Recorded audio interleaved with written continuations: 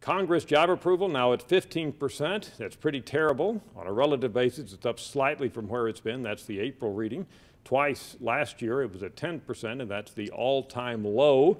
Let's look back in history. The all-time high came right after 9/11. That's when George W. Bush's job approval rating reached 90%, and approval for Congress was at 84%. That was the rally effect that came after 9/11, but that didn't last very long, and Congress approval came back down again. The average over the years since we've been measuring it over the decades is about 33, 34%. So Americans have never been ebulliently positive about Congress, but nevertheless, the current 15% is clearly way down at the low end of the distribution, and it has been low for quite a while now. It comes up a little at times, for example, right after Barack Obama was inaugurated as president in early 2009, but then it came right back down again. Now, what's the impact of that? Well, let me show you one impact. We recently had the phenomenon of President Barack Obama and some other elected officials and members of the cabinet saying that they were going to voluntarily give back some of their salary.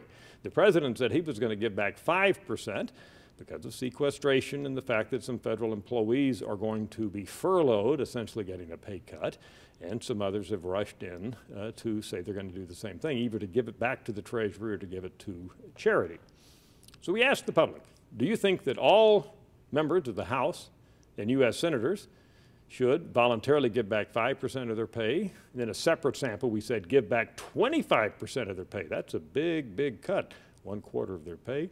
Well, not surprisingly, given what I just told you about the low job approval rating for Congress, we had a little under 80% of Americans who said, sure, we think Congress should give back the money, and the amount didn't seem to matter. In other words, whether we said 5% or 25% didn't matter. It was about 78, 79% in both instances.